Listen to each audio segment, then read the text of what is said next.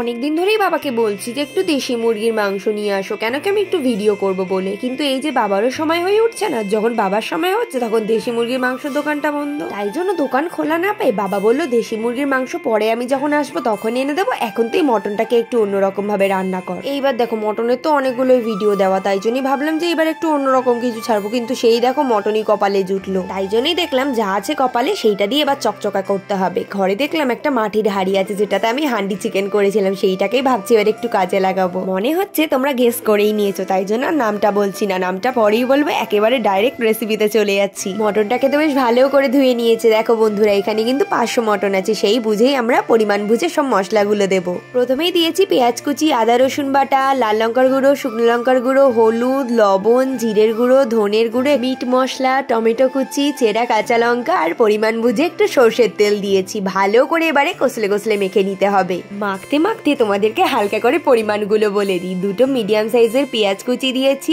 1.5খানা tomato কুচি দিয়েছি আর দিয়েছি 4 থেকে 6টা লঙ্কা।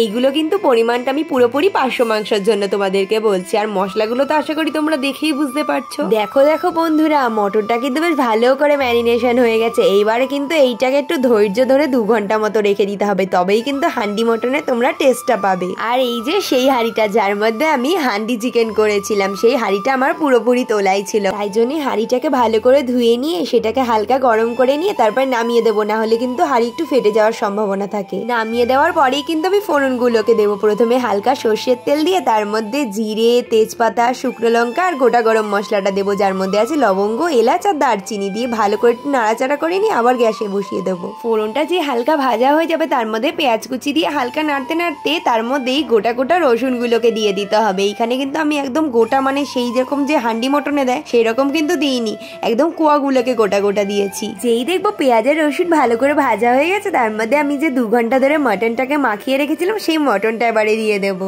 তারপরে যেই কড়াইয়ের মধ্যে মাখা হয়েছিল সেই কড়াইটাকে একটু ভালো করে ধুয়ে নিয়ে তার মধ্যে যে মশলাগুলো ছিল সেই মশলা ধোয়া জলটাও একটু দিয়ে দেবো। আর কিন্তু কোনো রকম কোনো জল দিতে হবে না, এখানে শুধুমাত্র হালকা নেড়ে চেড়ে নিয়ে যেই দেখবো গ্রেভিটা ভালো মতন ফুটে গেছে তার মধ্যে শাহি গরম মশলা ছড়িয়ে দিয়ে এইবারে দেখো ঢাকা চাপা দিয়ে দিচ্ছি। এই মাটির হাঁড়ির সাথে মাটির সরাটাও কিনেছিলাম, সেইটাকেই চাপা দিচ্ছি। আর এইদিকে দেখো একটু আটা মেখে রেখেছিলাম, না নরম হবে না শক্ত হবে, সেই রকম ভাবে একটু আটকে দিলাম। এই 30 থেকে 40 মিনিট মতো লেগেছে। তার মধ্যেই দেখো মাটির হাঁড়িতেই মাটনটা কিন্তু দুর্দান্ত ভাবে রেডি হয়ে গেছে। আমরা এক্সপেক্টও করতে পারিনি, আমরা তো এই প্রথমবারই রান্না করলাম, কেমন হবে না হবে খুব চিন্তায় ছিলাম, কিন্তু দুর্দান্ত হয়েছিল। দেখো না, দেখো কি সুন্দর করে ফুটছে গ্রেভিটা, এত সুন্দর লাগছিল না। আর মাই আমাকে বললো যে মাটির হাঁড়িতে না অন্যরকমই টেস্ট হয় সবকিছু রান্না করলে। আর সত্যি বলতে আমি একটু চিন্তাতেই ছিলাম, কেন বলো তো, যে মাটনটা আবার মাটির হাঁড়িতে সেদ্ধ হবে, তো আমি সেই নিয়েই চিন্তায় মাথা খারাপ হয়ে যাচ্ছিল যে মাটন যদি সেদ্ধ না হয় তাহলে প্রেসারে দিয়ে নেবো একটুখানি। কিন্তু সৌভাগ্যবশত আমাদের মাটনটা খুব সুন্দর করে সেদ্ধ হয়ে গেছে। যাই হোক, আমার খুব খুশি লাগছিল মাটনটা দেখে।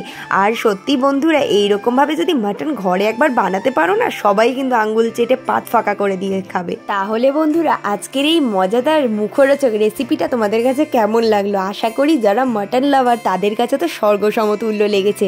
আর এইরকমই নতুনত্ব ভিডিও দেখার জন্য আমার চ্যানেলটাকে কিন্তু সাবস্ক্রাইব করে রাখতে হবে। আর হ্যাঁ, আবার লাইকটা করতে কিন্তু ভুলে যেও না। তাহলে আজকের জন্য এইটুকুই, দেখাচ্ছি নতুন কোনো ভিডিওর সাথে। তোমরা সবাই খুবই ভালো থেকো, টাটা।